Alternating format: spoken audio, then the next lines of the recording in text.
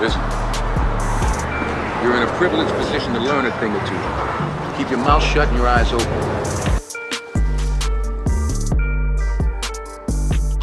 Bark all day.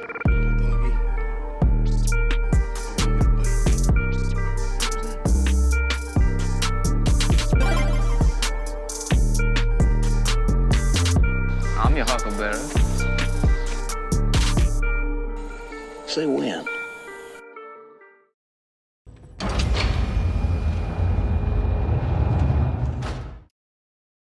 All right, welcome to the third episode of the RAF podcast. I'm Eljay. And KB.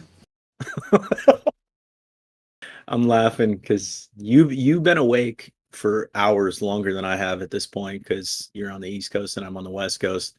So KB's been running errands all day and I just got my coffee. But you sound like the sleepy one. I'm Eljay. Yeah, What's up? I'm KB. Yeah, I don't know. I just felt like if I'm, because my daughter's napping, so it's just some like instinct to try to be more quiet, but Right. I doubt she can hear me. She has a sound machine on and everything where there's like 10 walls in between us, but just a natural instinct. Go to the late night DJ voice. Yeah, the smooth jazz. Well, hopefully we've got our sound check working a little bit better this time. The No Effects came out with this album years ago that was it was a live album and it was titled I've Heard That They Actually Got Worse Live, and I always thought that was one of the funniest names. When I was editing, of course we go to title it afterwards, and I almost wanted to title it similarly. Like I heard that they actually got worse because I feel like our sound check was so much worse the second episode. I sounded, I recorded it in the exact same spot that I was before, but for whatever reason, it sounded like I was talking through a can the whole time. Hopefully we got that sorted out. It sounds like the kids' room that I'm recording in now is working out a little bit better. Yeah. You sound golden though. I was sitting at home editing that second episode and I was just thinking to myself, damn, my dude's got a voice just like honey.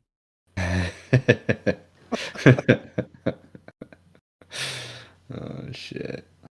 So how you been, man? This week it's going smooth. Back to work, family's all gone. We're back to making money and just grinding on our hustle. So it's good.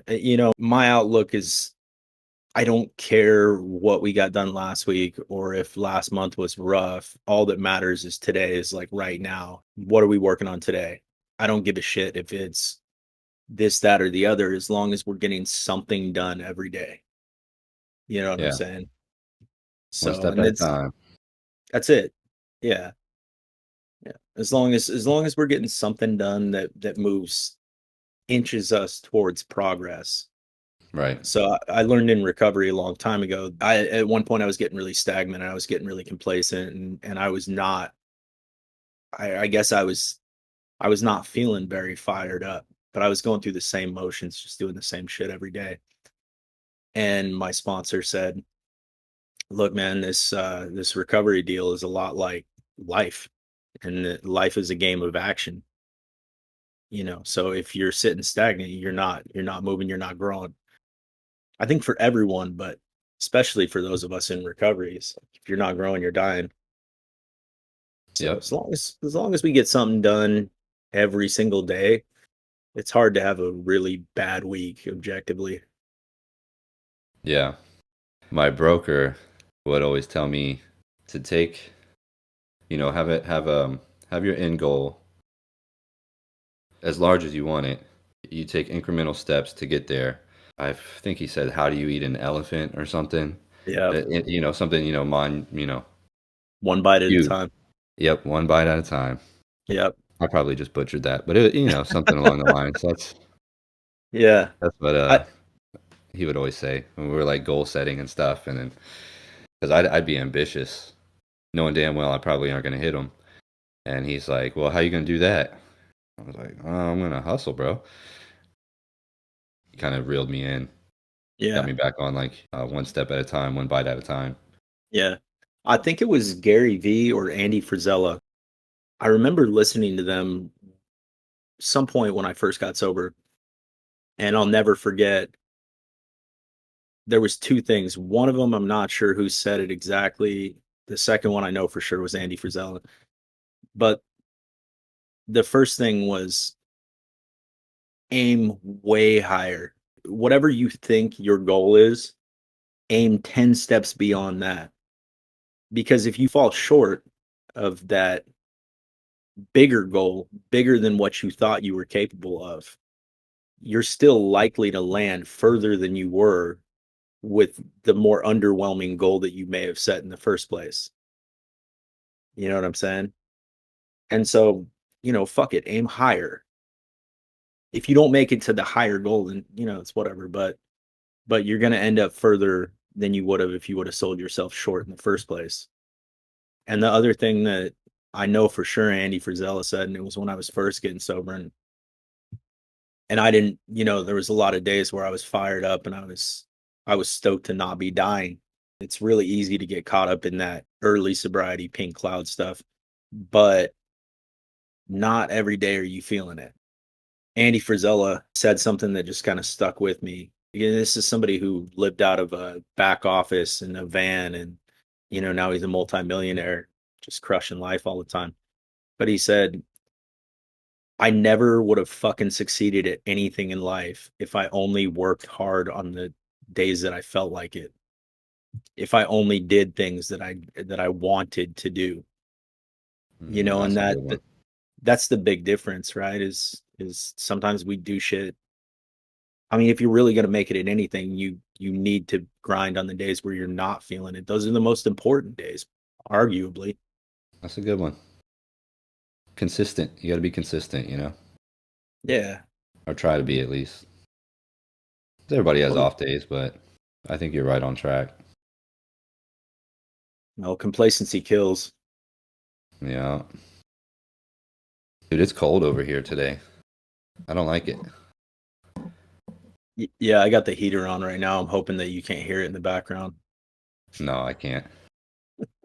It's freezing. Like, I'm in my office right now, and I'm wearing a hoodie and a long sleeve underneath this.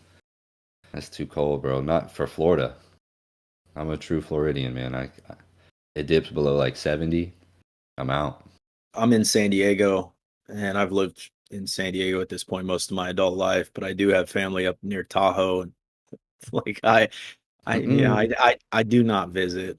If I want to go snowboarding, I'll just go to Big Bear up near LA. But yeah, fuck all that, dude. You can miss me with the snow. I really enjoy living in a place with 2 seasons. We don't have winter. We've just got summer and then colder, wetter summer. That's basically all we got. And I'm good with that. I don't want to live in a place where it snows all the time. Yeah. I like Hasn't it being been raining able to over there a lot lately? Yeah. It's been raining a lot. We've actually had a lot of flooding. My chick is from an area that's like north of LA called Ojai, and it's near Ventura. Would be something that maybe people would know better. But she's got a lot of friends and family in that Ventura, Santa Barbara, Montecito area, and they're having mudslides and flooding and crazy stuff like that again. My heart goes out to those people. A lot of her friends and family have been posting on Instagram of like 6 inches of water in their living room and stuff like that. There was actually, I think it was Santa Barbara, but I may be remembering this wrong, but there was a 5-year-old that just got washed away the other day. Oh, It's no. sad, dude. As a parent, your heart just drops. You hear stuff like that. I would lose my mind, man, if my kid got washed away, and I don't think that they ever found him, at least up in last we checked. So, Wow. That's terrible. Yeah, man. I mean, prayers and love for all the people that are in the thick of that, having to deal with all that. It's just got to be crushing. Yeah, one of the guys in the Alliance last night was actually messaging about how they've had to shut down like a lot of roads that he would drive for work. Let's see if he said where he was from. But it was like, yeah, like last night, which is what kind of triggered me to ask you, because he lives in California too. And he said it's been raining, it's been flooding really bad. So yeah, he just said he does a lot of commuting for work, and they've shut down like all of his major routes and everything. And it's supposed to get worse this weekend. He says he's in Monterey. Yeah, it's been bad all up and down the coast. So we're in North County, San Diego, which is more mellow. South County is definitely, I would say, is more touristy. We get tourists up here just the same, but you know, when you think of taking a trip to San Diego, what you probably don't realize that you're picturing if you've never been here, but you've only seen pictures, is like Pacific Beach, Mission Beach, you know, stuff like that. SeaWorld is all down there, like near Mission Bay. So that's all South County stuff. And those beaches down there got hit really hard recently. I follow something on Instagram called Dago TV, and it's just all San Diego stuff. And a lot of it's like the crime stuff, people getting shot, stuff like that. But they do post, which is horrible. You know, you hate to, but this is the price of living in a big city type area. So you're going to get those kind of stories from here all the way up to LA. It's just a part of living here. It's like when we go on vacation, everything's very quiet, right? But as soon as we come back to San Diego, every night we hear helicopters. You know, like that's a normal thing.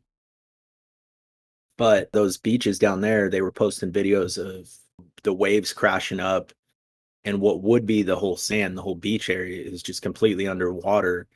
The water's flushed up onto the boardwalk, and then all the way down into the side streets.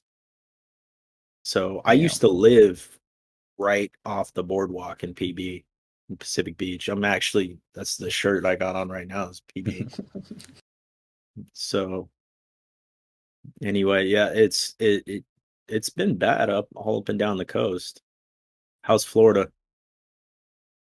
It's been fine, just cold. We got hit with a cold front yesterday. Let me see. My phone says it is 49 degrees out right now at 1:36 in the afternoon. It's way too cold, bro. I've got some family and friends coming over tonight, and we're gonna watch the UFC fights. Nice. So I took it upon myself. I'm gonna cook. I got a Traeger for Christmas, so we're gonna smoke some chicken and, you know, some mac and cheese and do all that cool, good UFC fight gourmet cuisine. Yeah. And, now I'm kind of kicking myself in the ass because it's too cold for me to be standing outside cooking. Although it'll I guess it'll be nice around the grill, but I am legitimately do not like being cold, bro. No, not at all. No, bro. So now I'm kind of dreading it. Like I gotta go. You know, after we're done recording, I gotta go season the chicken and everything, and kind of start getting ready. And I'm already sitting here like, and maybe we can eat something else. Yeah. How do you guys feel about Eggo waffles? Yeah. Anything we can microwave, we're good. Some pizza rolls. Yeah. But yeah, Florida's been good, man. It's been nice, comfortable weather. After those 2 little hurricanes cruised through the end of last year. It's been nice. No complaints except for cold. Yo, that's what trips me out about you guys in Florida, though, is like, you know, when you talk about harsh weather and you talk about any of the hazards of nature, you talk about Florida, you think about hurricanes, you talk about California, and the first thing that comes up is earthquakes. But it's so funny because if you grew up, you live in California long enough, you don't really ever think about earthquakes. And like you guys in Florida, you know, I see hurricanes knocking trees over and stuff like that in the news. And then you talk to anybody that's actually grown up in Florida and they're like, yeah, it's a hurricane. It's fine. Like, Yeah. it's just well, it's a Tuesday. We're just not going to go out today. Yep. Been here my whole life, bro. I've never evacuated for a hurricane. It's just, and then we get like, now my neighbor's behind us. His name is Mike. He's really cool. He was texting me when Hurricane Ian came through, and he's like, "Are you guys leaving?" Like, no, bro. Never left, and I'm not going to start now. He's like, "Are you boarding up your windows?" Not doing that either, bro. That's a lot of work. Well, because that's what we all think happens, right? if your only experience with Florida is on the news or on YouTube, then there's a couple things that you think happen. You think there's alligators like hanging out in every single person's backyard. You know that there's iguanas everywhere. And you think that any time that it starts raining, that the first thing you guys do is board up your windows and all that. Pretty accurate.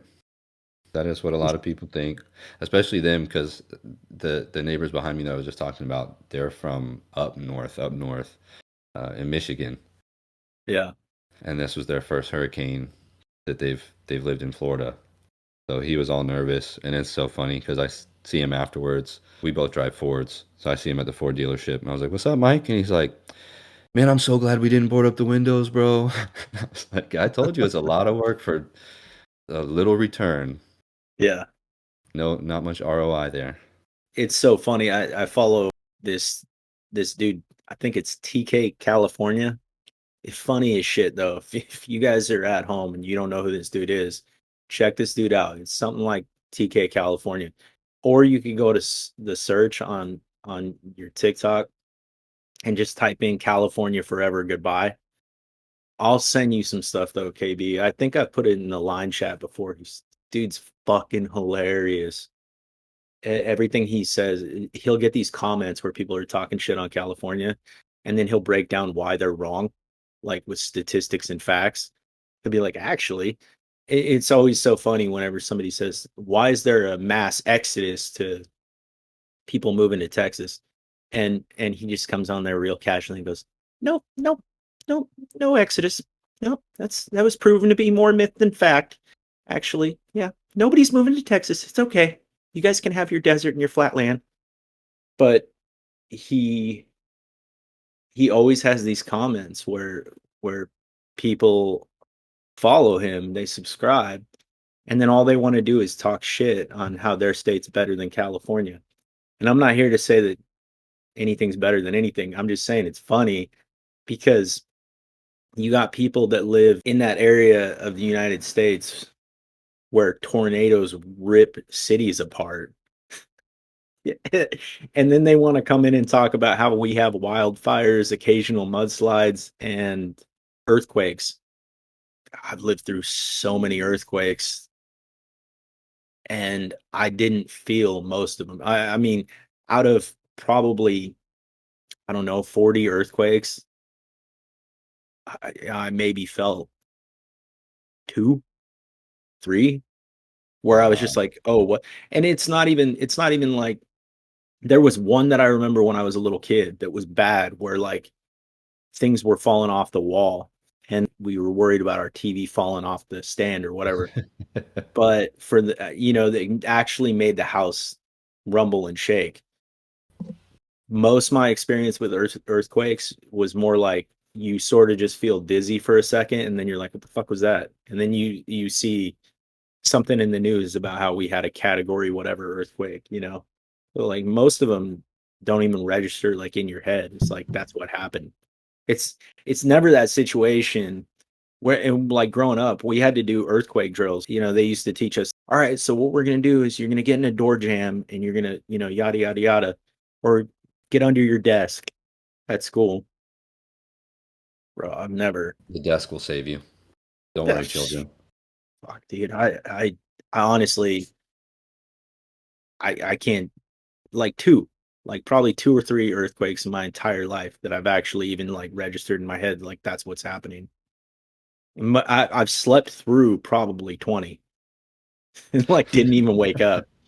So, and You wake like, up, check your phone, and you're like, "Oh shit, we had an earthquake last night." yeah, I'll get a text from my mom who's in Palm Springs, and she'll say, did you guys feel the earthquake last night? And I'll be like, nope. So I don't. Yeah, it's fine. Yeah, we'll keep our fucking earthquakes. You guys keep your tornadoes, because I'm way more afraid of those. I'm terrified, bro. Yeah, Ever since Twister, watching Twister. Yeah, Twister and Superman's dad. Poor Kevin Costner. That part of the movie still trips me out. He's like, he didn't want everyone to know his son was Superman, so he just died.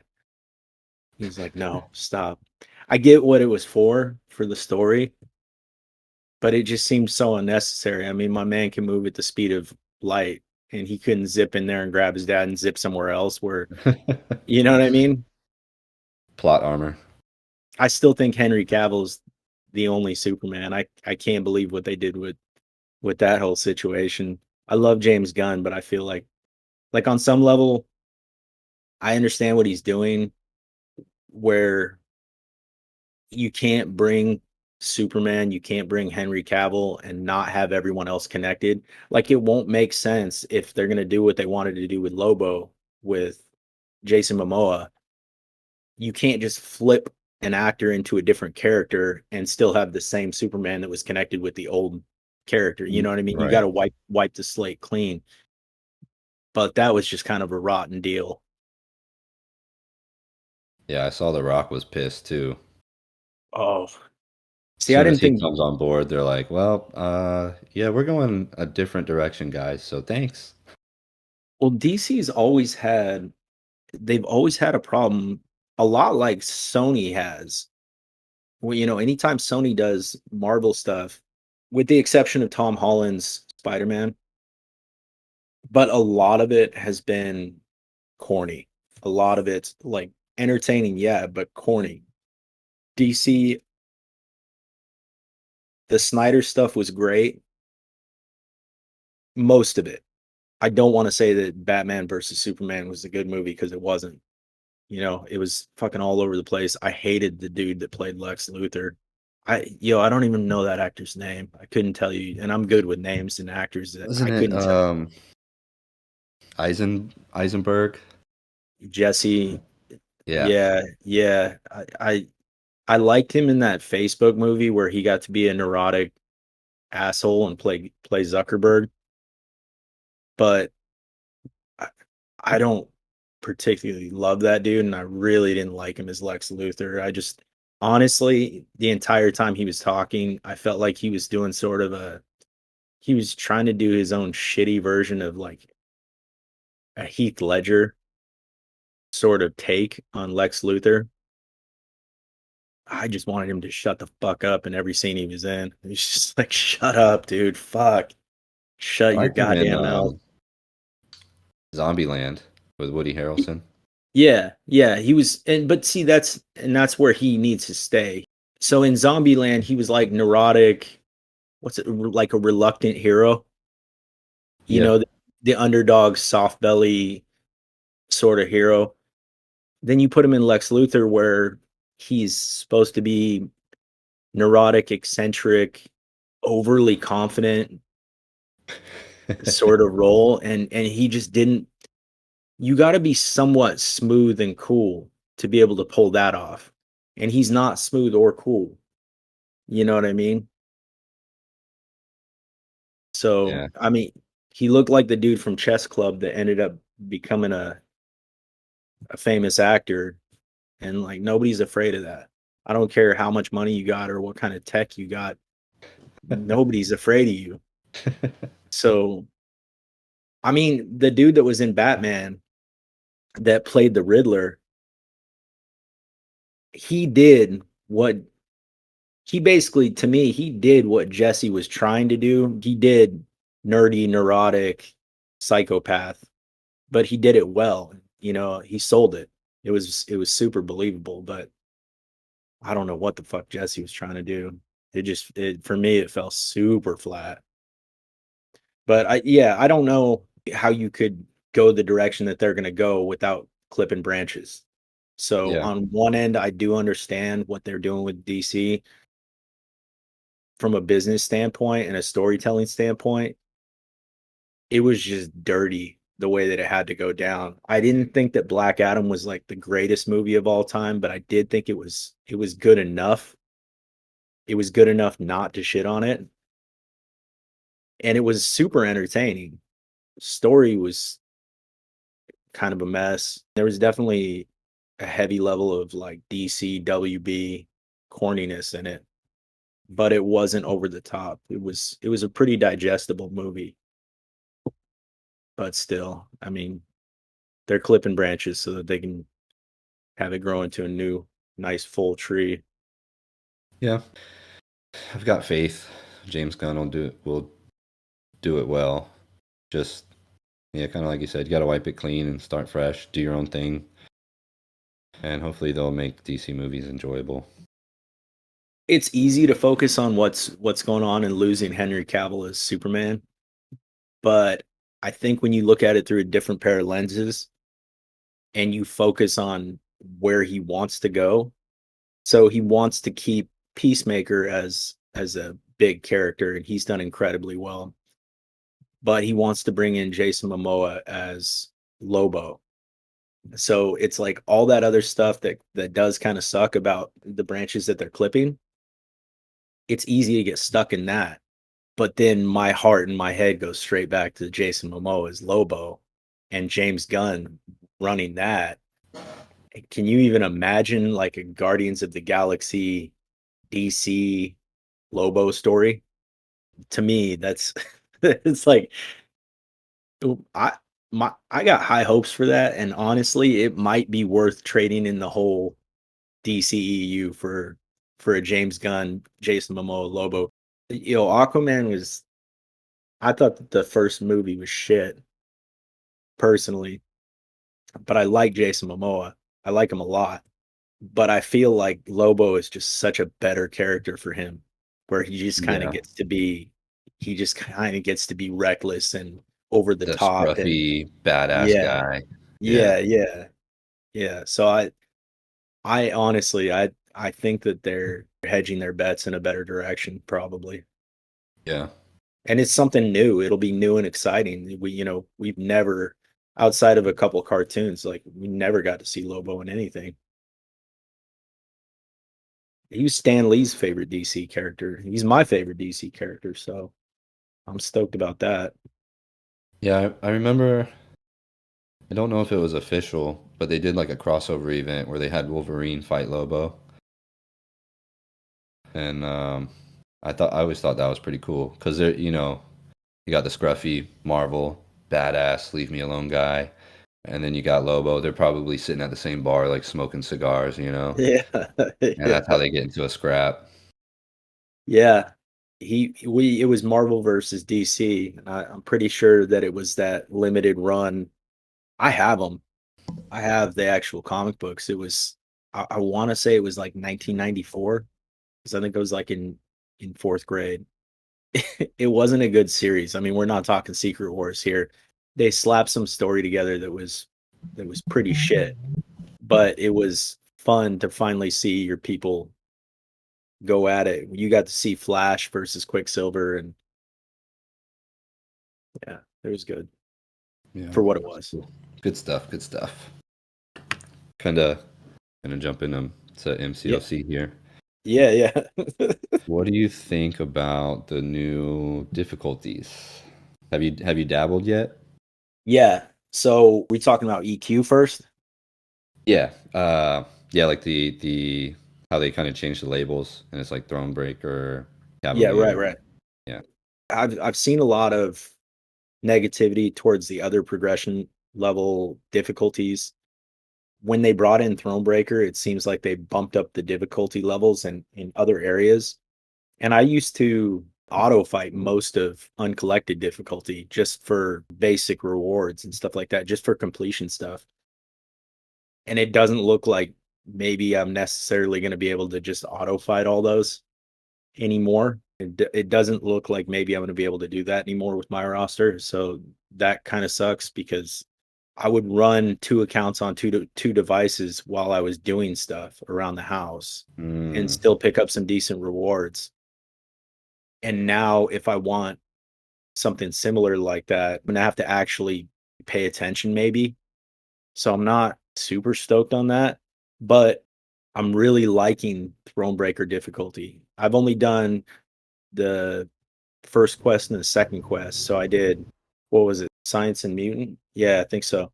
So I only did those so far. I haven't gone any further, but I'm liking the rewards okay, and I'm enjoying the gameplay.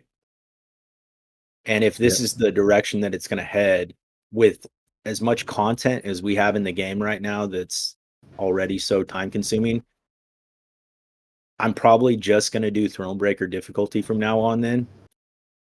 Maybe complete it, maybe explore it for the rank 4 materials, and then I'll just do a completion run on normal and heroic from the Marvel Insider points. That's probably it. And then I probably won't fuck with the whole rest of the EQ.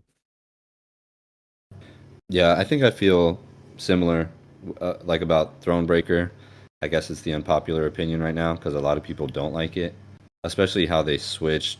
So, like, if you've done, I believe it's Act 7, or maybe it's 8. Honestly, I can't remember, but they have a lot of the Thronebreaker nodes that are called, like, tactical. So you gotta use a champion with a certain tag, and you get to carry over those, like, crossfight bonuses. So I'm familiar with them, but I feel like a lot of people are just now discovering the tag. That's such a hard word to say properly. Tactical. uh, so unpopular opinion. I like it. I like the higher health pools. You're already getting the crossfight bonuses if you're doing it right. So like the video that I sent you with Quicksilver on the Avenger Right. lanes. After 2 fights, he's ramped up. I have 10 Fury buffs, increasing attack by like 500 and something each. So now I have an extra 5,000 attack just from Fury buffs. It only took me 2 fights. Then, as you carry on, you can stack up to 10 buffs during the fight that'll increase just flat out attack bonus. So you get your crossfight Furies, and then you build up 10 in the middle of the match. So Quicksilver was just melting the Avengers lanes. One that was really good was the Thunderbolts. I Yeah. think that's with when you get to Zemo, they have Thunderbolts for the tactical, whatever the hell it is, tactical advantage or something like that. So I Yeah. use Agent Venom with the Scorpion and Kraven synergy, where Yeah. Venom, when he crits, he puts an Incinerate and a Bleed. And dude, after he's ramped up, 2 fights later, I mean, 400k health pools are melting in 24 seconds. You get off one SP1. Like, I get it, it's a high health pool, and if you don't have the champs for it, it's a pain in the ass. But when you have, I mean, I have a pretty big roster, so easy for me to say, but maybe that's why it's my unpopular opinion that I like it. Because if you Yeah. have the Yeah. right counters, shit just melts. Even faster than, I forget what that's how I'm like a goldfish. I already forget what the last difficulty was before they changed it to the progression titles, like master or Yeah. something. I don't know. I can't remember. Well, it was they for 1 month, I think it was November, they had Elder difficulty. Elder was cool. I did like Yeah. that. Yeah. Yeah, I had So fun with Elder. I enjoy it. I like the new. I've only done the Thronebreaker one so far. I have 2 lanes left before I 100% it. So I'm probably gonna knock that out before I start cooking that chicken I was talking about earlier. Finish How those last was 2 lanes. so I've not made it up that far yet. So you fought Absorbing Man and Zemo. How were they Yes. as defenders? Zemo, if you don't have the right counter, is a pain in the ass. Uh, he'll probably listen to the show, but Quest Guy on Twitter, he and I were talking. He was like, he made a post and he's like, Zemo is the biggest pain in the ass. And I was like, oh, Red Mags, bro. Because I was almost done. I had like 2 lanes left and I was just using Red Magneto because he's tagged metal. And if you're Yeah. going to put a little weak ass permanent bleed on me, I got willpower. So Yeah. I'm not going to take 0. I'm going to take 0 damage and I got a permanent heal. Okay, cool. So Red Mags completely eliminates him. It's a very, very simple fight. But then we're testing other ones, and I did one run with. Oh, so I lied. I had 3 lanes left because I did one run with Gallon. I got wrecked. Gallon was not good On Zemo. on Zemo. Yeah. Then I did one with AA, and it's counterintuitive because Zemo will cleanse debuffs. And after he Right. cleanses 5, he'll root you. Right. So you would think, running Archangel, I'm going to parry, I'm going to heavy attack, I'm going to stack debuffs quick, and I'm going to get rooted. Good old KB has bad RNG for the rest of his life, and I was all the way up to SP1 before I even had like 2 cleanses off of him. So then I throw my SP1, and it took care of the rest of the cleanses, and it put neurotoxins up. So I didn't get rooted, and he almost melted himself. It was an easy fight. But then at the very end, there was like 20% health left. I slipped up. I got fucking owned. And then I revived. I even healed up Archangel. I went back in to see if I could do that again and if it was as easy as I thought. Well, then, of course, I got good RNG, and I'm rooted immediately. He slays me. And I was like, Yeah. that was probably, a 1 in a million chance. So I revived, wasted another revive on this stupid test, healed him up again, went right back in, got murdered in seconds. And I was like, okay, well, maybe Archangel isn't good. Yeah. And then my final test, because I was like, damn it, I'm going to find one that hopefully he has so he can take out Zemo, because he doesn't have red mags. So that's why we started testing all these others. Hulkling. Bro, I went in with Hulkling. Easier than red mags. The easiest fight. And I would imagine Valkyrie and Massacre would probably be similar, because you're going to be hitting into block so much. And then with Hulkling, you just, as soon as I'm about to go unblockable, I actually timed it to where I threw my SP2 and the first hit made me unblockable. And I had just dropped, Zemo gets like a protection shield where you have to knock him down. Yeah. I hit him with the heavy so that he got that cowardice or whatever it's called, where he is timid and won't attack. Right. I run in, I smack his block, throw that SP2. I got double furies, I'm unblockable. Zemo just melts. You're hitting for like, and my Hulkling is a 6-star rank 3. Medium attacks hitting for like 17, 18k. Light attacks hitting for like 9. Yeah. And he's, dude, he died so quickly. It was easier than using red mags. I think a lot of people are going to have trouble with him because you do need very specific. He also punishes, so you can't bring like a robot because he has this thing called coolant leak. So when he would make you bleed, instead he does some other debuff. I can't remember what it was. So far, Absorbing Man has been easy. Human Torch, I've tested just because other people in the Alliance are like trying to figure out good counters and stuff. Scorpion was good. Easy. It's Scorpion. Of course, it was easy. One thing that I noticed about, and we'll get into the deep dive stuff for the new champions because we didn't have time on the last episode, and we were way over time. But if we're being completely honest, we didn't do our homework either.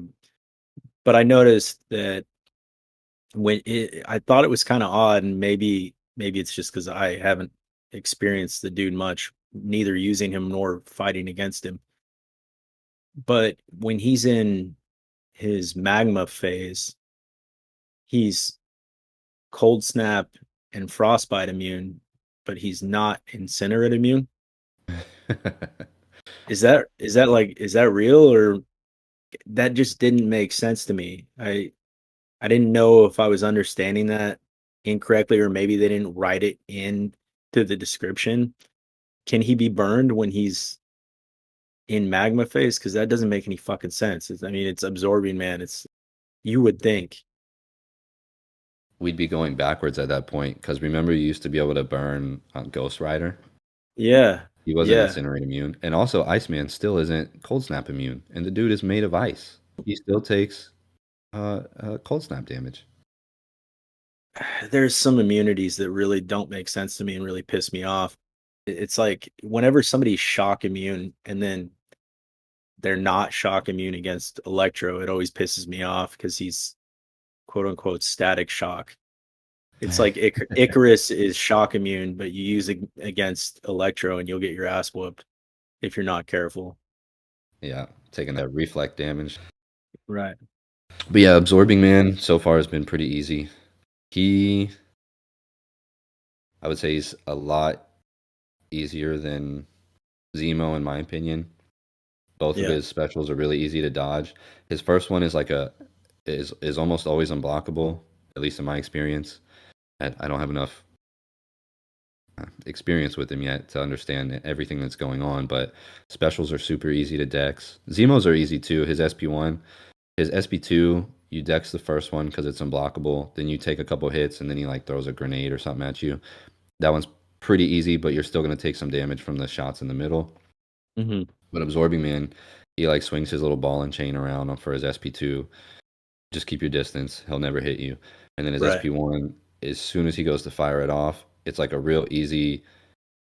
The distance almost doesn't line up. Like with the animations, you would think you're gonna get hit, but the second I see him throwing an SP1, I just simply dex back, and it Yeah. misses. Just And then one you do dex, it like not two.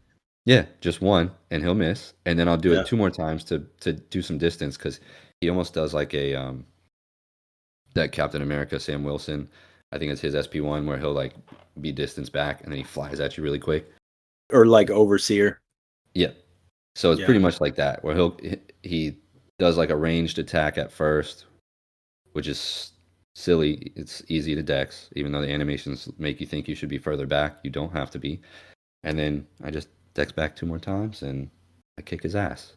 And when he in the Throne Breaker, I don't know if it's a node or if it's part of his kit. I guess we'll find out, as time progresses since he just came out, but he gets like a permanent regen. Mm. So I know in AQ, it used to be if you kept certain nodes up when they still had linked nodes, the bosses would get the permanent 1% regen. And then if he's like 300k health, that's really hard to overcome. Right. But I would throw Void in and let Void just reverse the heal. Now it's a permanent 1% of his health melts every second. Okay, now it's a 100-second fight if I don't do anything. So that was kind of my mentality with Absorbing Man. I don't have Void as a 6-star. I've only got him as a 5-star. I feel like the 5-star would get his ass kicked because you take a lot of block damage, and Absorbing Man will do like some burst damage too. Mhm. So again, I guess that was my thought process. I just wanted to reverse that heal. So my very Yeah. first test was Human Torch, the god cheat code of the game before Hercules came around. Yeah. I threw in HT, melts him, and I've done it both ways, with and without the Nova Flame or Flame On, whatever its pre-fight is technically called. Just as easy both ways. A little bit easier with Flame On because your debuffs last longer and it's easier Yeah. to stack them. But he's Mystic, so every time he hits me, I'm going to get a little Flame Ember Charge anyways, or Smolder. And my regular Incinerates are going to do the trick just as fine. It was Have you tried anti-venom against him?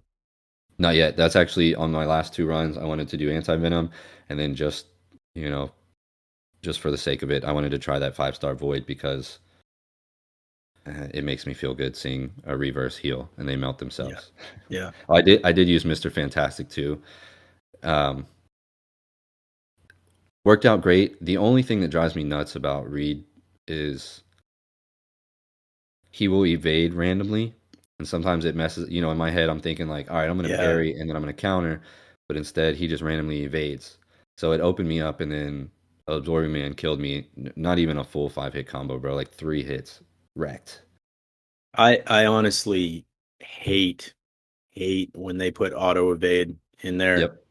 I cannot stand it. It fucks me up whenever Ultron does it.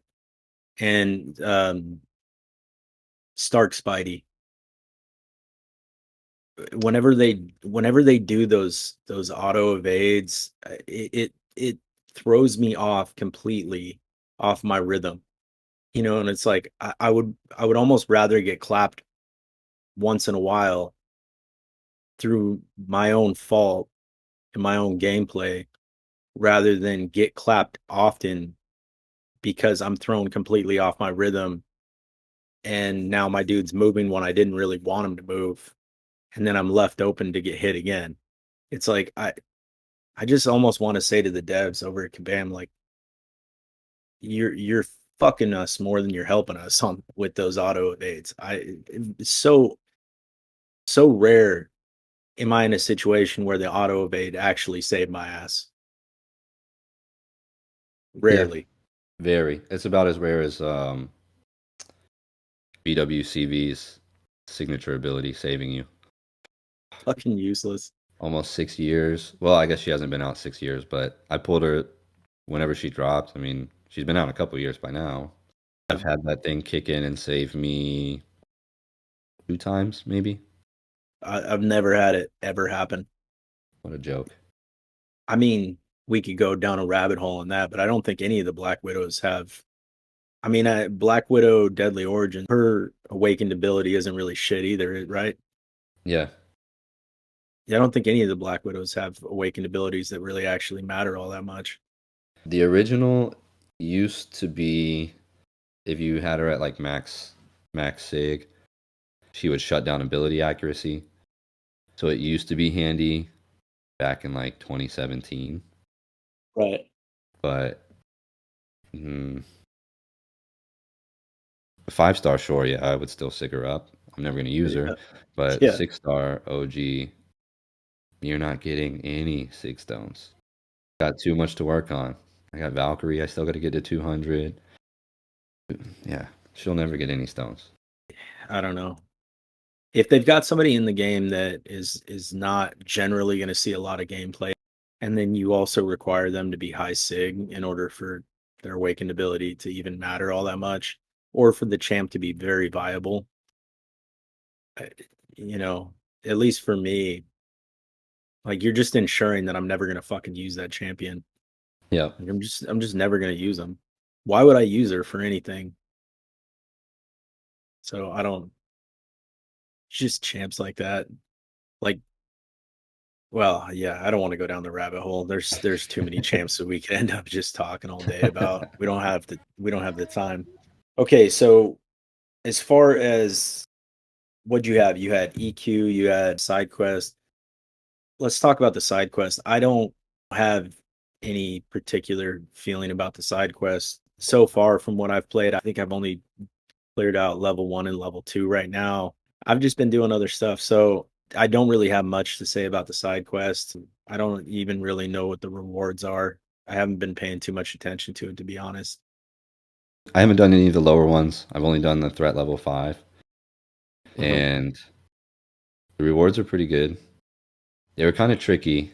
It's like the little extra challenge where you do this difficulty with a full Mystic team. Right, right, right.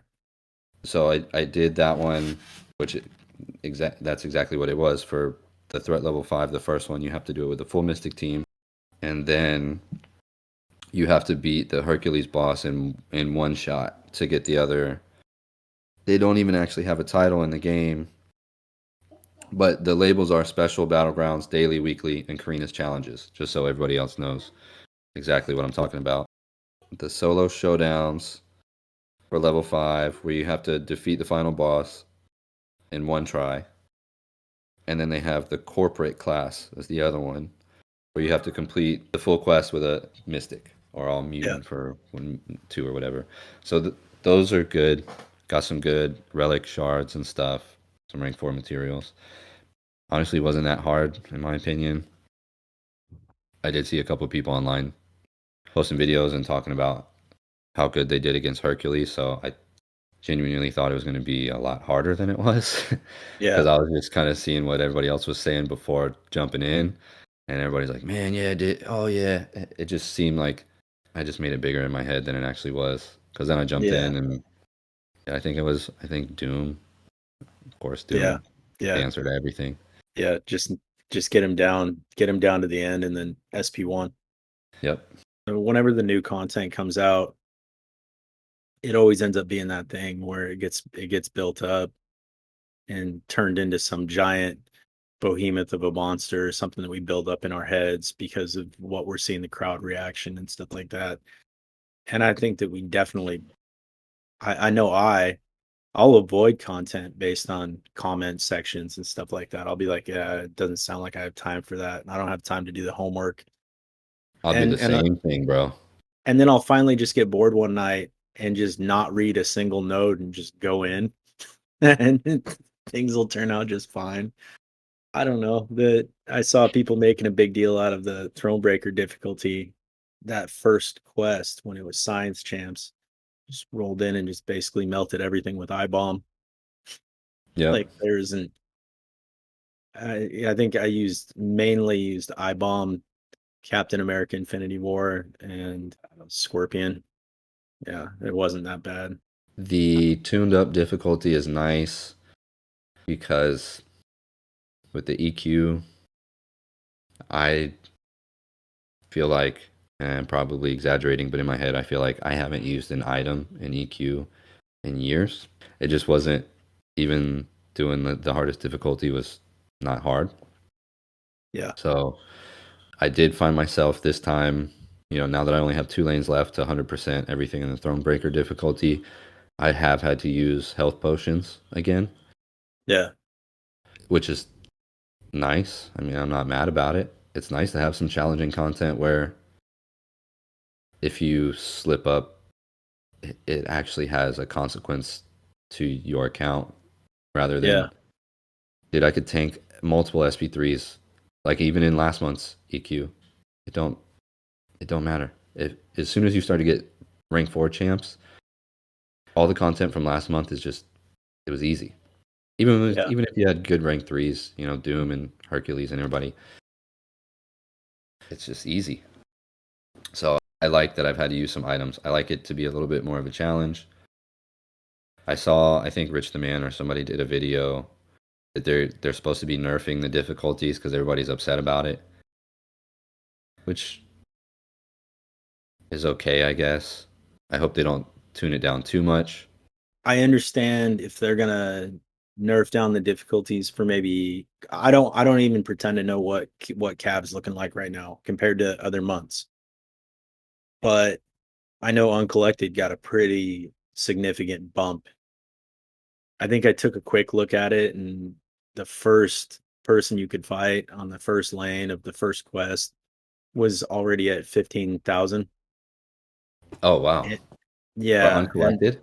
for Uncollected, right? And it was the first thing that I saw was like 15,000, and I was like, oh, okay, Yeah, that does suck. I haven't yeah, dabbled in any of the lower ones, but I I did see, which I wanted to talk about today anyways, but I saw a good old Seatin on Twitter was ranting about the difficulties because he created like a new free to play account now that he's right, back, which is yeah, fantastic. The goat yeah, himself. yeah. It's good Uh, to have you back, dude.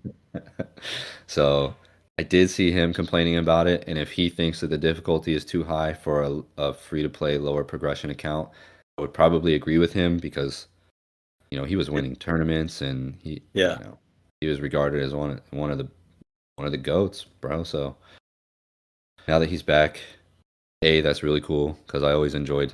He was really the only YouTuber I would ever watch about this game for years. And then after he yeah, quit, I was like, shit. Now I got to discover other people. It's like, man. yeah. When I first in, I didn't really start watching any of the YouTube stuff until quarantine. That was when I started taking the game more seriously, and then I started getting to these points where it wasn't just straightforward run through. You know, the earlier content, it really doesn't matter who you're going to use on whatever squad you have.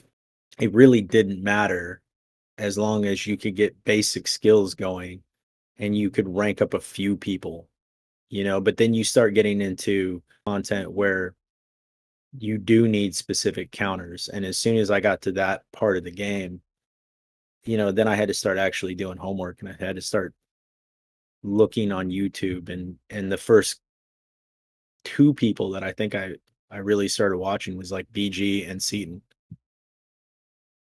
but especially like the tier list. And it's like, yeah, fuck, dude. If you guys are out there and you're watching Seaton stuff and he starts blessing us with the tier list again, or if KT1's doing a tier list or Vega, can you guys not be complete dickwads about the whole thing? I mean, they preface it every single goddamn video. They say it every time. KT1 does that funny intro where he says, "This doesn't mean that I hate your whole family," or whatever. It's like, can you guys just chill the fuck out? It's a tier list, right? And it's It's all based opinion. personal opinion, personal experience, and these guys do a shitload of homework. You may not agree with every little thing, but just because you think Cosmic Ghost Rider should be ranked higher fuck off, dude. Like, God, shut up. And Some people just like to be those Debbie Downers, bro. well, I mean, I understand if you disagree, you're allowed to disagree. But to be a complete asswat about the whole thing and then just be blowing up the comment section or saying certain stuff, I've disagreed about Marvel movies that have come out and I've found myself in a comment section on Instagram where I have some 13-year-old kid basically telling me that he hopes my mom gets ass cancer. And it's like don't get slapped, but we're talking about a movie and it was my opinion. I'm allowed to have my opinion. And if I'm not allowed to have my opinion, then we don't have free speech anymore. Go fuck yourself. It's so ridiculous to me. Like, people take it so personally, and it's like that's their opinion based on their experience, based on years of doing homework. Yeah. If you're gonna disagree with one of these top YouTubers or end game players, then at least do your research. At least have your own homework on why you disagree. Don't come in there start talking about how they're a piece of shit and they're an idiot and then have nothing to back up what you're saying. I mean, at the end of the day, they're just characters in a game too. Yep. So fucking grow up. It's Small, not that small serious. minds. It's Small not that minds. serious. Did you see, since we're talking about Seatin being back,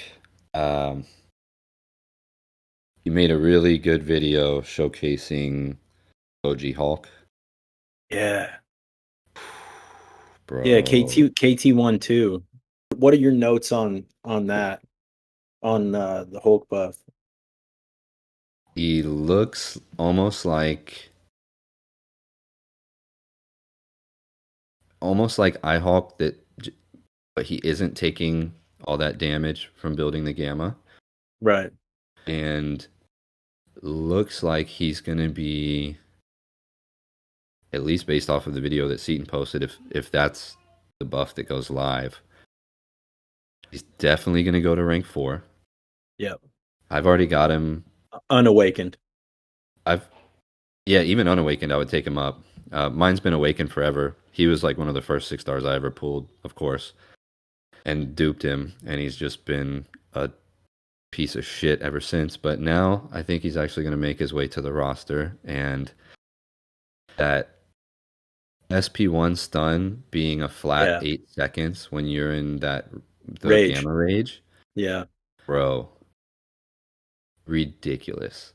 Yeah, So and you if have you your guys gamma built up, you throw that 8 second stun, and you just beat the shit out of them until, guess what? You throw another stun. You just, now that they're stun locked, and you're just doing crazy numbers.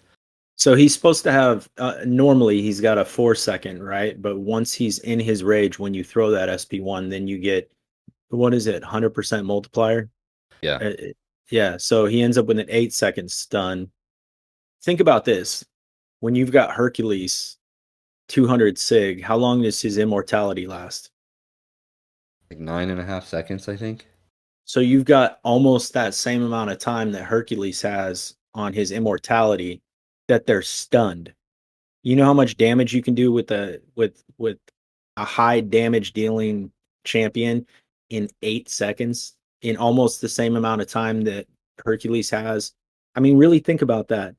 Unawakened champion that is able to do high amounts of damage, allotted almost the same amount of time that a 200 sig 6 star Hercules has. You're going to work yourself right back up to an SP1 and then light it off again. So he just sounds like a monster and a cheese monster too. Cheese, baby. Cheesy. You're, It God, ain't easy dude. being cheesy. You know what it sounded like to me was almost like a science juggernaut, but with like a Hulkbuster type SP1 where you can just cheese and cheese and cheese. Sounds like he's getting the treatment he deserved. One of the Yeah, strongest characters in the Marvel universe, and we got this pussy. You're yeah. like, come on, man. Yeah. I think that this game has owed it to the Avengers for a long time. Yeah. We talked about it before, but I mean, this game has most of its following probably largely due to the fans that came from the MCU that maybe didn't even grow up on comics.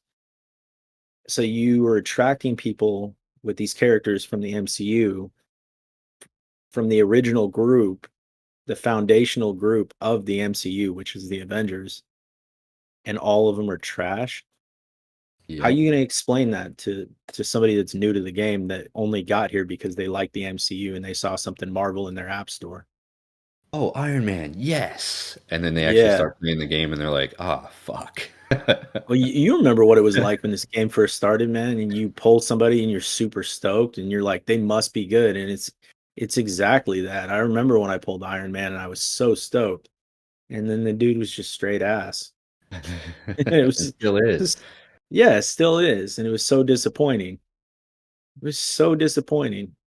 I really wish I could just kind of rewind my mind back in time to remember like who I thought was the best champ in the beginning. Because after we recorded that last episode, I really thought about that, and I honestly couldn't tell you. I couldn't tell you back in the beginning of like 2015, like who I thought was awesome. I know for sure when I started playing it was Gwenpool, bro, because Yeah, it was just too easy. She would melt everything at the time, which she still does pretty good now. I'm yeah, going. The only one I have left is that Deadpool variant. yeah, So I'm working on the last. I guess it would be 3.2. I'm right. working on 3.2 exploration, and then I'll have 100% that. And Gwenpool has been my MVP for majority of that content. Yeah, She gets that little permanent Deadpool regen. So when you yeah, have full power, it's like a permanent 1%.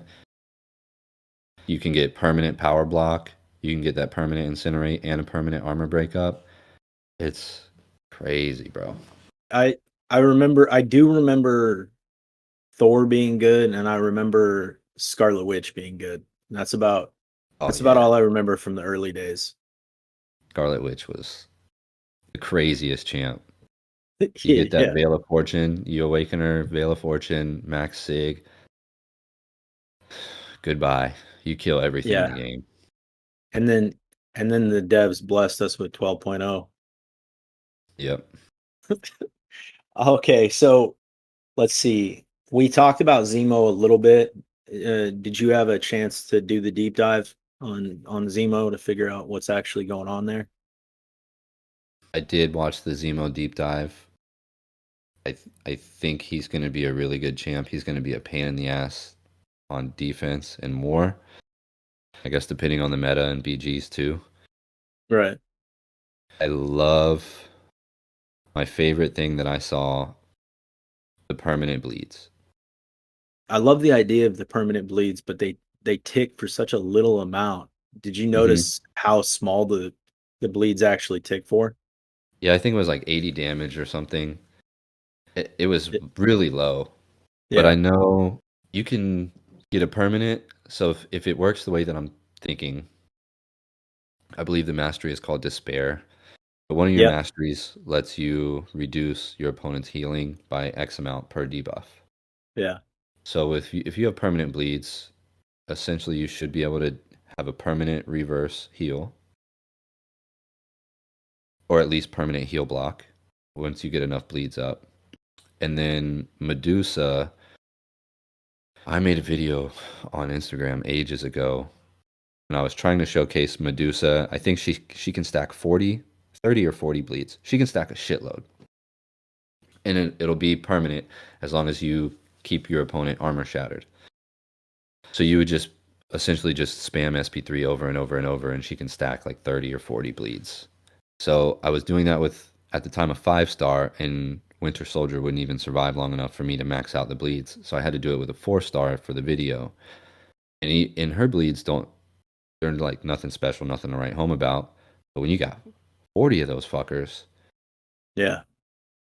I was taking out that the Realm of Legends Wolverine. I think that's actually who I did the video on. on my Instagram.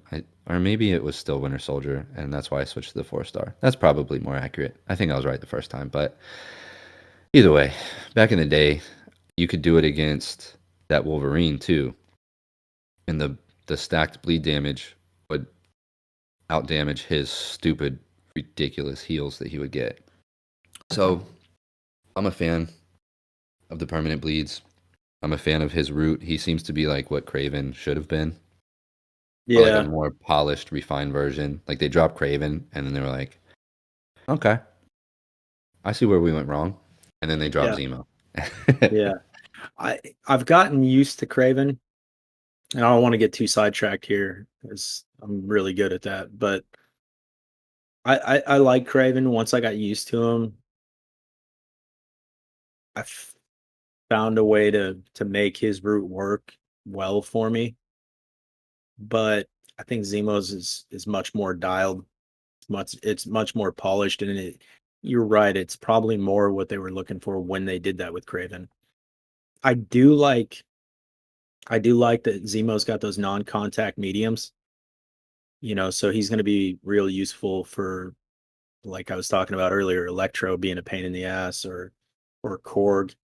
Yeah, And then the root bypass miss is interesting. So he cleanses, then he roots, bypass miss, and then he adds that deacceleration debuff, and then he gains armor. So he's got a fun little kit. My concern with him, I think that he's going to be a pain in the ass on defense. And I think that Kabam is they're designing a lot of new champions with a clear intent to be used for battlegrounds. I just I guess I worry that he's not going to be maybe as useful on offense, Hmm. but I don't Yeah, know. I could see I that. he because he's definitely, I think him and Absorbing Man are definitely both ramp up champs, but they both seem, unless you're really skilled with them, I feel like it's going to be like a Black Cat thing where it's going to feel like a very slow ramp up. Yeah, I could see. I could see the slow ramp up not being super viable, like in most content. Yeah. Um, Although if they keep Thronebreaker with these high health pools, he might be viable there. Yeah, that's true.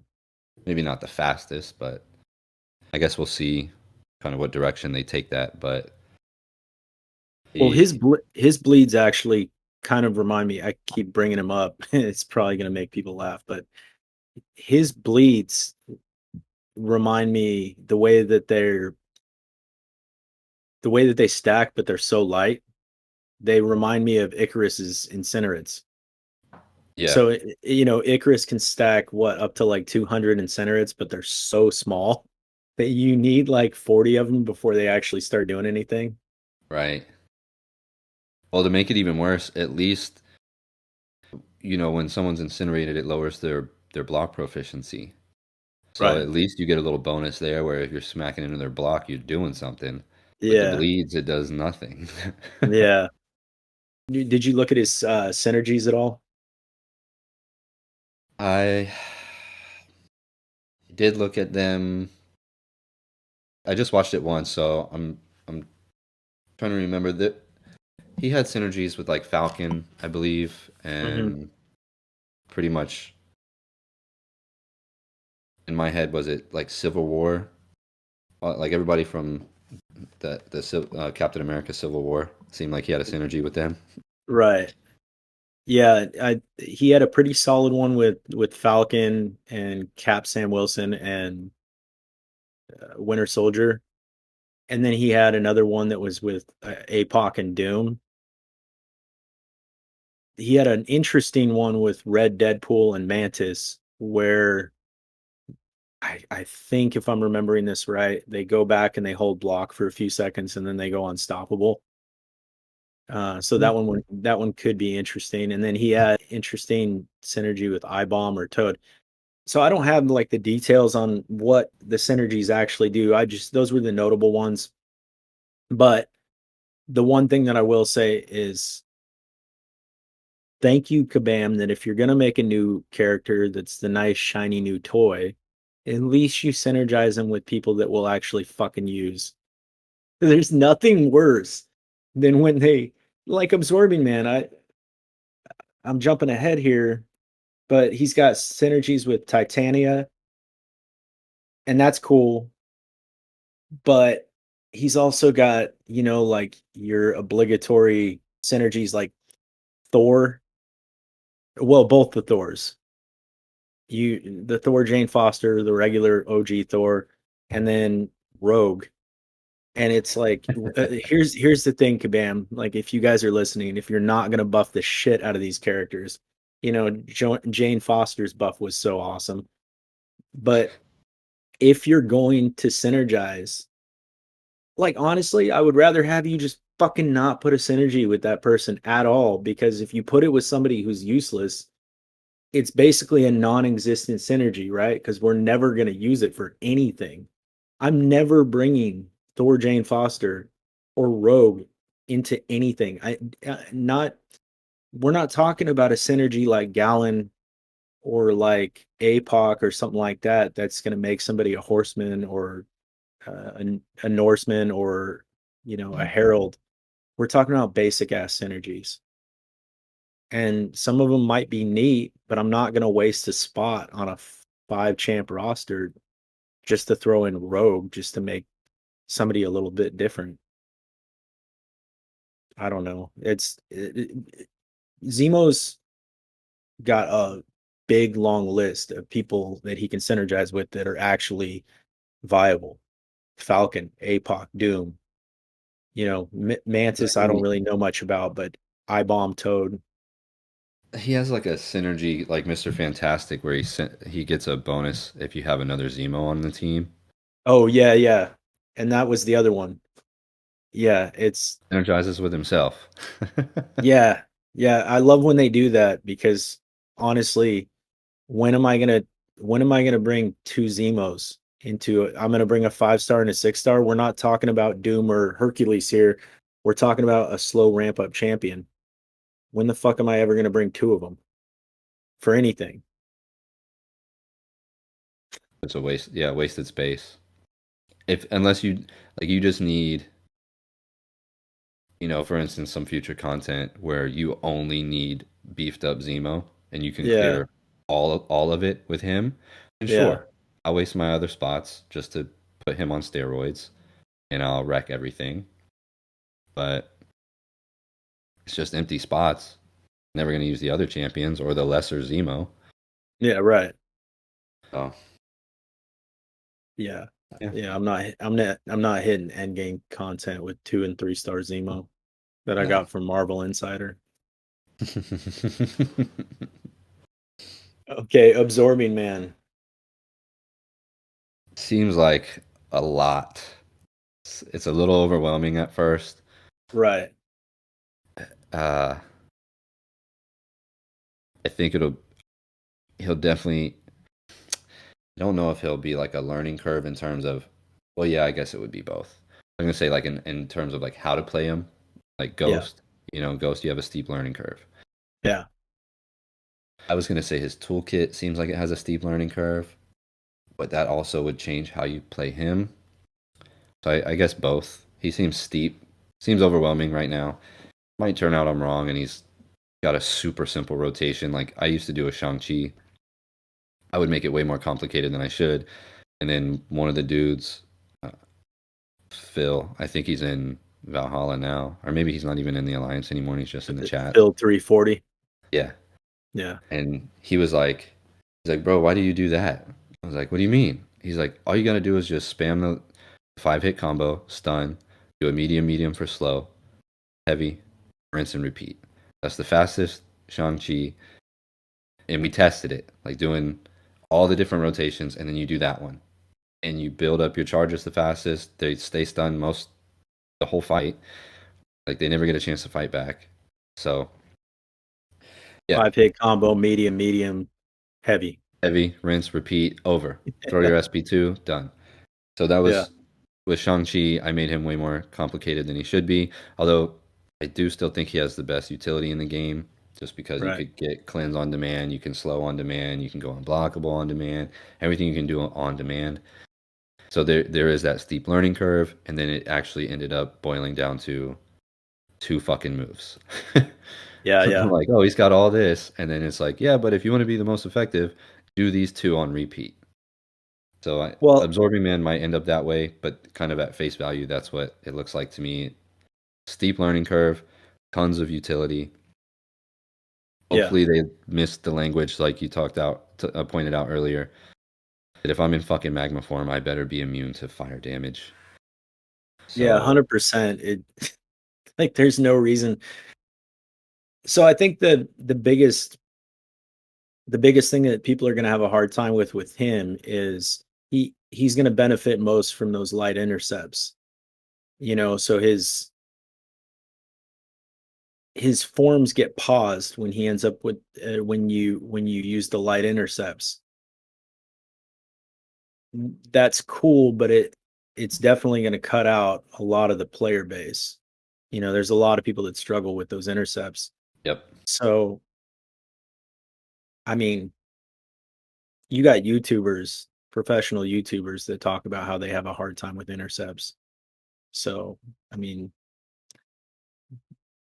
yeah, I mean, I just think that that's an obvious area where it's probably gonna separate a lot of the player base, whether they like them or not. But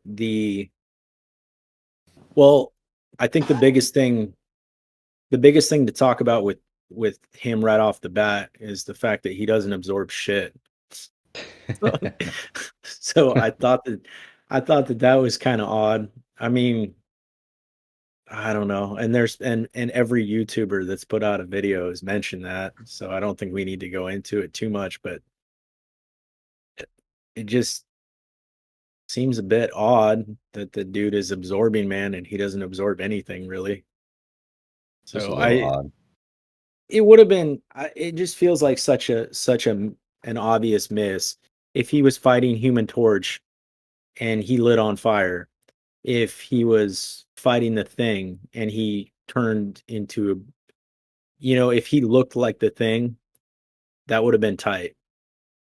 Or Yeah. Colossus if he turned metal like Colossus, if he was fighting Iceman, if he was fighting Electro, if all of a sudden he was like covered in electricity. It just feels like such an obvious miss. And I feel like it would have been a lot cooler if they would have put him later in the year, or if they would have spent extra time on him and they could have made him December's champ, maybe where he was just by himself. But you spent the time that it took to iron out all the kinks in order to make him actually absorb. I don't That would have know. been cool. He changes I, based on his opponent. yeah, yeah. I I mean, like especially those elemental type champions that are right. made out of ice and rock and fire. I did I liked he seems like he'll be a good I don't know if I don't recall off the top of my head if it was tied to his sig level or not, or if it's just like part of the base toolkit. But how he reduces unblockable, I think unstoppable. He reduces the duration of them. I had it in my notes somewhere here. Oh, his passive reduces the indestructible, immortalities, unstoppable, and unblockable by 90%. So like Yes. Hercules and Hulkling. Yep. Yeah. I like that because it seems like the last 6 months, maybe a little bit more. Seems like we've been going towards that, like Pierce, Yeah. a lot of Pierce champs, Hulkling, Valkyrie. Um, so to put a little bit of a counter in place, he'll be a nightmare for, like, I guess, yeah, you just said it, Hercules. Yeah. Be a nightmare for Hercules. Well, his immortality is just going to be over like that. You Yeah, reduce it by 90%. Like, and that's where so I he, save all my resources. I need that immortality. yeah, yeah, That's how I cheat in AQ, and I'll not cheat, but you know, Hercules is a cheat code, so it's I never have to use potions or anything. You just take in 6 rank 4 Sig 200 and Yeah. you're done. Well, I think it was Jeremy. I put it in the line chat and I said, I'm enjoying this Thronebreaker difficulty, but I just got done with Modoc. Did anyone else find him to be kind of a pain in the ass? Because Modoc had that weird thing where if you parry him, then what was it like? You parry him and then he hits crits through the block, or he goes unblockable. And then if you dex him, I don't know. Anyway, I don't remember exactly what it was, but Modoc ended up being a little bit of a pain in the ass.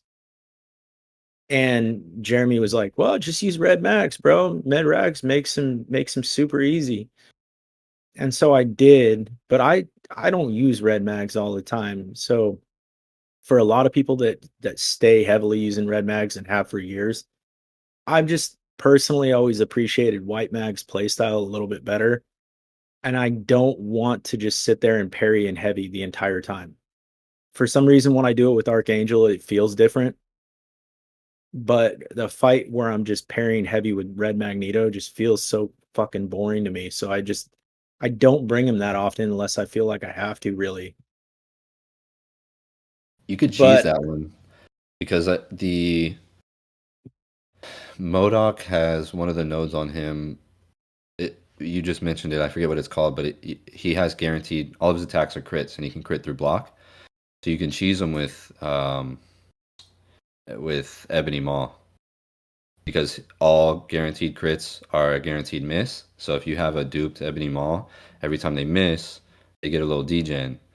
It takes a long time, but you could literally throw in your 4-star and just set your phone down for 20 minutes and come back, and Modoc will kill himself, and he'll never hit you. that's so wild. You know what was quick and easy though? Hercules. Of course. Yeah, the answer to everything, bro. It kind of kills me because in this community at this point with Hercules, I feel like we've gotten to a place where when you suggest Hercules, it's almost like a knock against your status in the community, right? Like if you suggest Hercules for anything at this point, it's like an instant eye roll, like, oh, you're one of those guys. You're damn right I But am. I hunted hard for Hercules, bro. well, it's just so funny because it's like you watch like a how-to video or something like that, and it's like MCOC noob. I love that dude. I appreciate his videos, but there's so many things where it's like you can bring this counter, and it's almost like he avoids saying Hercules whenever he does one of these videos. And whenever I've had a rough time, I'll just be real as hell. I just bring in Hercules and then it's fine. And I bring Yep. in the natural cheat code.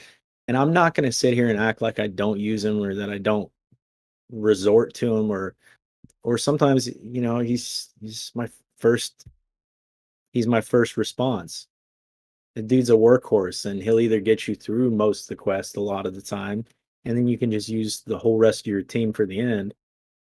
Or in like this case with Modoc, I don't remember who I brought the first time, but I got through it. I think I ended up finishing him off with Archangel or something. But then the next time I brought Red Mags, and that for me it wasn't an easy fight. But then on a switch over to my other account and I ran it on that one, and I brought a whole mutant team and Hercules and just used Herc at the end. So Easy it's easy. peasy. Bro, I didn't even have any feats of strength built up. I think I ended up grabbing 3 feats of strength just during that fight, and that was enough. Yep. That was it. They brought the Gauntlet back by now. Right. Thankfully, finally. And we get to run it a third time. So if nobody's done it at all, you get to run it 3 times, get rewards. Because I did it the first time it came out. They took it away. They brought it back. I did it again. They took it away. Hopefully it's here to stay this time. But I'm probably going to run through that tomorrow. And top of the list, Hercules. What do you know? Yeah. What are the rewards for that? Do you remember? I don't remember off the top of my head, like for an initial run, and I honestly I don't even I have looked at it now that it's back. So for someone who hasn't done it yet, I don't know what it looks like. Like I don't know if you take the same path at the end to hit the 4 treasure chests or whatever every Yeah. time, and you just get a key so you can keep going back and taking that particular lane, up to 3 times for rewards. I don't know how that looks, but I do know. So a guy in the alliance just finished it, and he posted his rewards from one run. So I could tell you what that is. Okay, so for one run, he got a 6-star Nexus. He got 3 T5 basics, 4.5 million gold.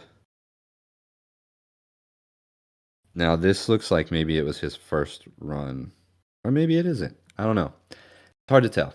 But looking at his rewards, his top one, which seems to be from the treasure chest, was 250k gold, 4 tier 2 alphas. Looks like a 6-star rank up crystal and 5k 6-star shards.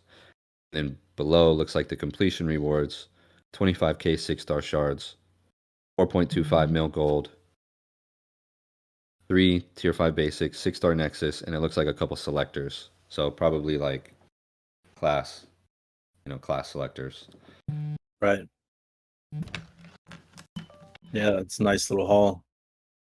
Yeah, so I'm gonna try to knock it out tomorrow, but it's just funny because of course top of that list is Hercules. I'm Yeah. definitely gonna have Hercules. I'm gonna bring APOC because I remember he was like the MVP for me the first 2 times I ran it because he'll shut down the evades, and then Spider Pig and Nightcrawler and all them are easy. Even I believe like Spider Ham is debuff immune, but once he can't evade you, it's a long fight, but even with a rank 4 APOC, it's still a long fight, but it's easy. He can't evade me. I'm just gonna beat the shit out of him the whole time. Yeah. Yeah. Bait Yeah. SB1, rinse and repeat. Yeah. So, Pop his pork. yep, I'm excited to get back in. I'm gonna use Archangel for sure, and I think the only one I haven't figured out is who I'm gonna use for iBomb, because I think the first 2 times I quaked it, and it was like a really, really, really long fight. And honestly, dude, I'm not interested in sitting in a fight for 15 minutes holding, Yeah. charging my heavy attack anymore. Before we had 6 stars, but well, I don't want to say we, before I had 6 stars, I had my time with Quake, but it was short lived, man, because it just got to the point where we were starting to get some really crazy characters in the game, and I started actually having a sizable roster. And at some point, you get tired of just base. It's a fighting game, and you use Quake, and you're just basically, if you're using her to her maximum potential, you're not fighting. So I don't know. It's just pretty quickly became the most counterintuitive, boring ass character for me to use. She's so good, and I do love her when you need to use her for something. But I don't know. It's like Hercules. Hercules is an answer for everything, and I'll never shit on him. But I am getting to the point where I'm starting to get pretty burnt on having to use Hercules for things, or just having him be my default. I'm getting to the point where instead of bringing Hercules, I'll bring Gallon. Or I think for AQ recently, I was using Cosmic Ghost Rider and using Gallon, and then I was making Cosmic Ghost Rider a Herald, which was fun because after 3 fights, even his special 2 is unblockable. His special 1's always unblockable, but it's a lot of fun when when Cosmic Ghost Rider's special 2 is unblockable. Like I see somebody go into a block and I hit my special 2 and just light it off, and they're just toast. It's really fun. Yeah, CGR is a lot So of fun. He's a fun champ. yeah, he is. Yeah, he's really like a rock star in this game still. But one thing I did want to talk about before we get out of here really quick is we did touch on the Summoner's Choice, but everyone's voting in game. And just like always, everyone's also voting on Twitter. Now, we had a fun idea of how we were going to handle this because KB's got a Twitter, I've got a Twitter, and then we have a joint Twitter, basically like a married couple, where the Raft podcast Twitter. So I didn't feel like it was right to just go into the Raft podcast Twitter and start making my votes using that account. And KB and I are on different pages of who we're voting for at this moment. You know, as we get into the semifinals, maybe we'll end up on the same page, but right now we're split. So what I thought would be fun is while we're live, you guys won't be able to see it, but we thought we'd do a little best of 3 rock, paper, scissors on who gets to control the vote for the Twitter. And one thing I will say real quick before we get started, not everyone has Twitter. So if you're not up to date on the Twitter, as of this moment, 12 o'clock Pacific Standard Time on a Saturday, White Tiger's leading the votes. She's got 429 retweets. And then right after her, Bullseye's got 240. Third place is Gladiator, actually, with 219. And for me, the biggest upset, let me just double check this really quick. Yeah. Fourth place is Spider-Punk right now with 182 votes.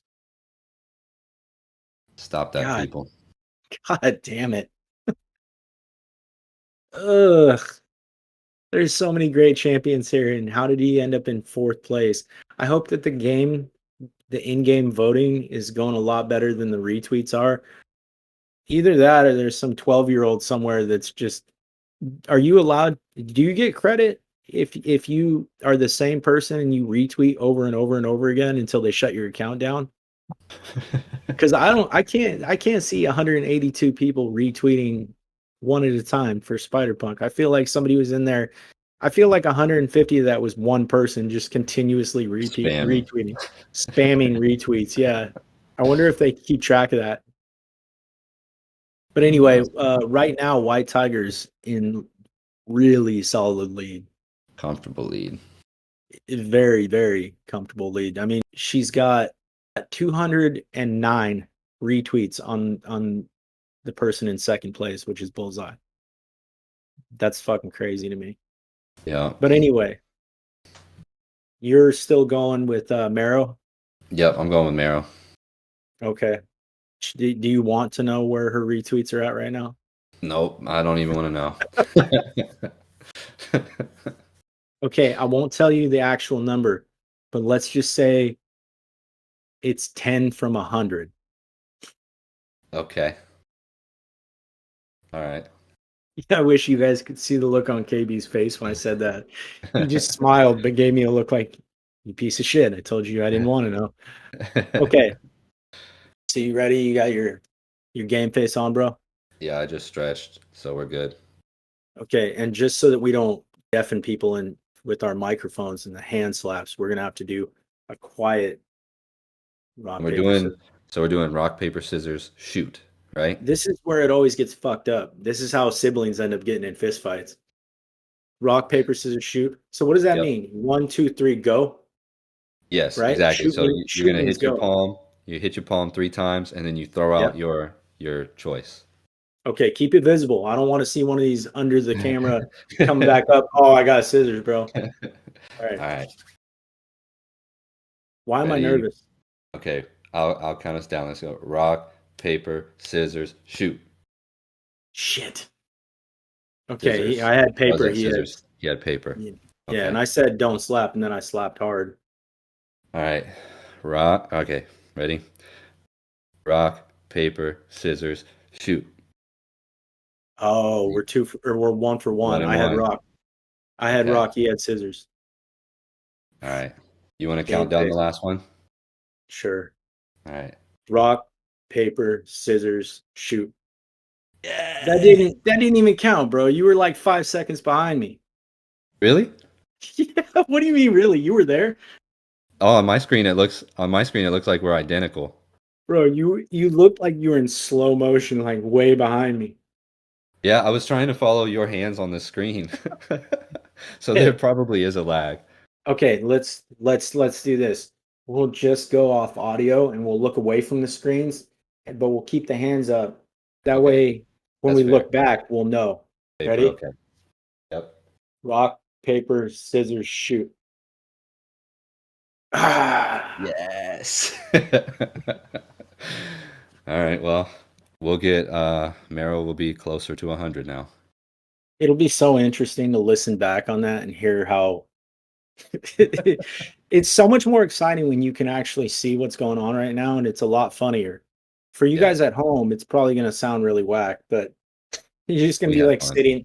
sitting there just listening to us be dickheads, just staring at the wall. Yeah, we But had yeah, fun. That's all that that was matters. fun. All right, so I guess the Raft podcast is going to be retweeting Marrow. That's right, baby. Hey, a win's a win. Yeah, I'll take it. Well, with Oh, that, I think that that's the end of episode 3. And thank you guys for tuning in and hanging out with us. Hopefully, you had as much fun as we did. yeah, it was a blast. Good chatting with you as always, bro. Yeah, Gotta go stand out in the cold and start seasoning some chicken. you do that, and I'm going to go figure out what my little grommets are up to. Well, thanks for tuning into the Raft podcast. I'm LJ, Okay, B. and that's our show.